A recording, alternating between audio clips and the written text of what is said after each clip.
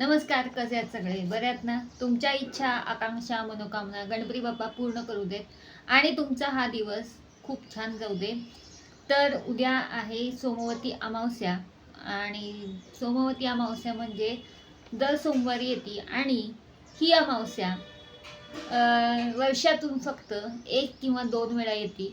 तर याबद्दल मी थोडी माहिती तुम्हाला सांगते आणि उद्या सोमवती अमावस्या असल्यामुळं त्याचे ते केल्यानं काय होतं तेही तुम्हाला सांगते.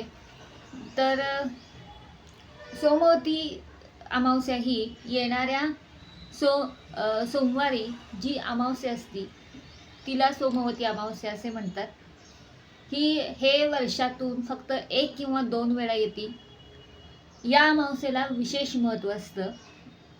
विवाहित महिला, लग्न झालेल्या महिला आपल्या पतीच्या दीर्घायुष्याबद्दल प्रार्थना करतात. या दिवशी उपवास सुद्धा ठेवतात. या दिवशी मौन पाळल्यास हजारो गोदानाचे फळ आपल्याला मिळते. या दिवसाला अश्वत्थ प्रदक्षिणा व्रत असेही म्हणतात.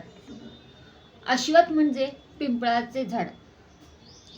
जेव्हा आपण पिंपळाच्या झाडाला विवाहित महिला 108 प्रदक्षिणा घालतात. 108 प्रदक्षिणा पण घालायची आणि पिंपळाच्या झाडाची दूध, पाणी, फुलं, अक्षत, चंदन इत्यादी साहित्यानं पूजा करायची आणि 108 वेळा प्रदक्षिणा घालायची.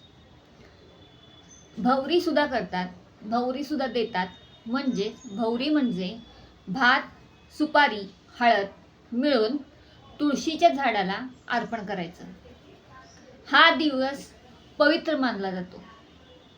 महाभारतात भीष्मांनी युधिष्ठिराला सांगितलं की जो व्यक्ती या दिवशी आपल्या पवित्र नद्यांमध्ये स्नान करतो तो समृद्ध, निरोगी व सर्व दुःखापासून मुक्त होईल. या दिवशी नदीत स्नान केल्याने आपल्या पितरांच्या आत्म्याला शांती मिळते असे मानतात. सर्व देव पिंपळाच्या झाडात वास करतात, म्हणून जो व्यक्ती या अमावस्येला पिंपळाला प्रदक्षिणा घालतो त्याचे सुख व सौभाग्य वाढते. ज्याला प्रत्येक अमावस्येला हे करता येत नाही तो सोमवती अमावस्येला 108 वेळा प्रदक्षिणा घालून गौरी गणेशाची पूजा करतो, त्याला अखंड सौभाग्य प्राप्त होते. तर उद्या आहे सोमवती अमावस्या आणि जर कुणाला काही हे व्रत करायचं असेल तर तुम्ही नक्की करू शकता. बरेच जण सोमवती अमावस्येला माहीत असणारे लोक पिंपळाच्या झाडाला 108 प्रदक्षिणा घालतात. त्यामुळं आपलं सौभाग्य, आपली मनस्थिती खूप चांगली राहते. ही अमावस्या वर्षातनं फक्त 1 किंवा 2 वेळा येते आणि या अमावस्येला प्रत्येकजण पिंपळाची पूजा करतो. ह्याला अश्वत्थ प्रदक्षिणा व्रत सुद्धा म्हटलं जातं. सोमवती अमावस्येला जेजुरीला सुद्धा यात्रा भरते. जेजुरीचा खंडोबा सगळ्यांना माहिती आहे. तर जेजुरीच्या खंडोबा जेजुरीमध्ये मोठी यात्रा भरते आणि सोमवती अमावस्येला खूप गर्दी असते जेजुरीमध्ये.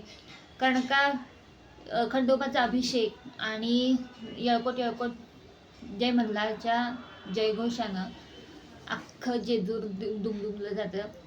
तर सोमवती अमावस्येच्या दिवशी जेजुरीमध्ये मोठी गर्दी राहते आणि या सोमवती अमावस्येला महत्त्व मानलं जातं.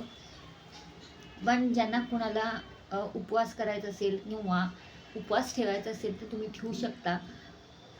जर ही माहिती तुम्हाला कोणाला माहीत नसेल तर नक्की तुम्ही बघा.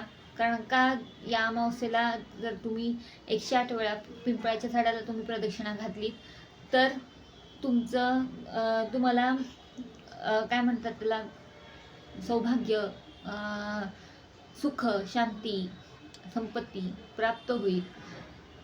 तर उद्या सोमवती अमावस्या आहे, तर नक्की तुम्ही त्याची पूजा करा आणि त्याचा रिझल्ट काय मिळतो ते मला सांगा.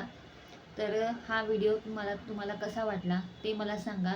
जर आवडला असेल तर आणि सोमवती अमावस्येची माहिती तुम्हाला आवडली असेल तर लाईक करा. आणि असेच तुम्हाला माहिती आणि अभंग माझ्या चॅनलवरती ऐकायचे असतील, बघायचे असतील तर माझ्या चॅनलला सबस्क्राईब करा. तर आपण पुढच्या व्हिडिओमध्ये अभंग आणि असेच काहीतरी माहिती घेऊन भेटूया. तोपर्यंत जय गुरुदेव, जय गुरुदेव. पुंडलिक वरदा हरी विठ्ठल, श्री ज्ञानदेव तुकाराम, पंढरीनाथ महाराज की जय.